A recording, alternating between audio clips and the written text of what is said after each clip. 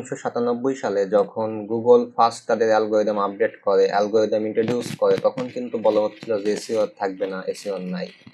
তো এরপর 2005-06 দিকে অথবা 7 এরকম সময়ের দিকে কিন্তু সোশ্যাল মিডিয়াটা প্রচুর পরিমাণে ভাইরাল হওয়া শুরু করে। সোশ্যাল মিডিয়াতে লোকজন অ্যাকাউন্ট খোলা শুরু করে বিশেষ করে আপনার ফেসবুকে।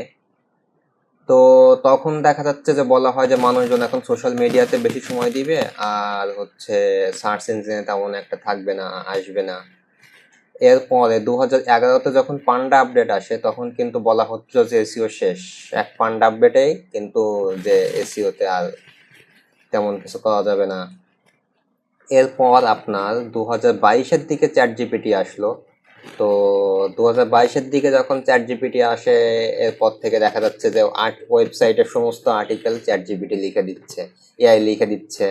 তো কিওয়ার্ড রিসার্চের কাজটাও দেখা যাচ্ছে বেসিক লেভেলে এআই দিয়ে করে ফেলা যাচ্ছে। আগে একটা সাইট বানাতে যেখানে 1 মাস লাগতো, 1 মাসে যতটুকু কাজ করা যাইতো, এখন দেখা যাচ্ছে যে সেটা 1 দিনে করে ফেলা যায়, এমনকি 1 ঘন্টায় করে ফেলা যায় একটা কাজ। তো এমন একটা অবস্থা। তো অ্যাকচুয়ালি এসইও বারবারই চেঞ্জ হচ্ছে। এখানে ডেট বলতে যে বারবার যে চেঞ্জগুলো হচ্ছে, চেঞ্জ বিভিন্ন দেখা যাচ্ছে টেকনোলজি আপডেটের কারণে এই চেঞ্জগুলো সাধারণত হয়। যেমন আমি ছোট একটা এক্সাম্পল দিই, দেখেন যে আমাদের দেশে কিন্তু আগে একসময় টেকটিউনস খুবই ভালো একটা ব্লগ ছিল, খুবই জনপ্রিয় একটা কিন্তু ব্লগ ছিল টেকটিউনস। তো এখানে মানুষজন আসতো, বিভিন্ন লোকজন বিভিন্ন ধরনের আর্টিকেল লিখতো, বিভিন্ন ট্রিক্স অ্যান্ড টিপস নিয়ে আর্টিকেল লিখতো, তারা আর্টিকেল পাবলিশ করতো, আর আমাদের পড়তাম, অনেকেই পড়তো, অনেকে আর্টিকেল লিখতে ভালো লাগতো। তো টেকটিউনস কিন্তু তখন ওই সময় খুবই পপুলার কিন্তু একটা প্ল্যাটফর্ম ছিল।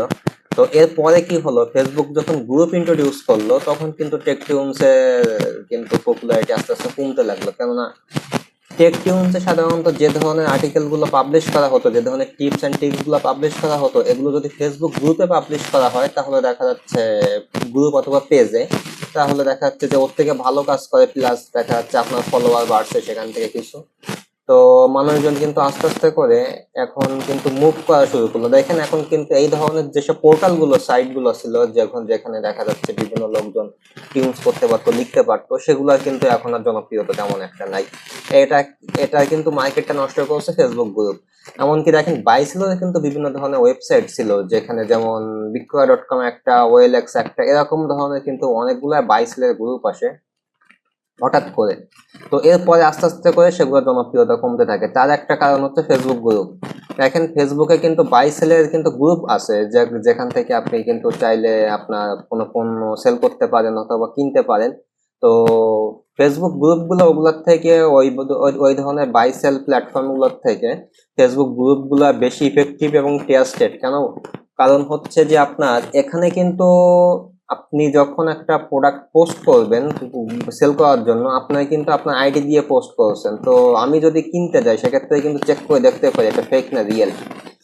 তো বাইসেলের গ্রুপগুলোতে দেখা যাচ্ছে এই ধরনের অপশনগুলো ছিল না, বা এতটা কিন্তু আপনার সুযোগ সুবিধা ছিল না বিভিন্ন কারণে। তাছাড়া দেখা যাচ্ছে ফেসবুকে একটা ফেসবুক আইডি খুললেই সেখান থেকে অনেকগুলা কাজ করা যাচ্ছে, বিভিন্ন কারণেই কিন্তু যে আপনার সোশ্যাল মিডিয়াগুলো কিন্তু ভাইরাল। তো এমন একটা সিচুয়েশনে কিন্তু আপনি অ্যাকচুয়ালি এসইও নিয়ে কতদূর কি করবেন, কতটা কি করতে পারবেন, সেটা ডিপেন্ড করছে আপনার উপরে। কেননা আগে যে ট্রেডিশনাল ব্লগিং সিস্টেমটা ছিল, যে আপনি ব্লগ লিখবেন, ব্লগে ট্রাফিক আসবে, পড়বে, চলে যাবে, আপনার সেখান থেকে কিছু টাকা ইনকাম হবে।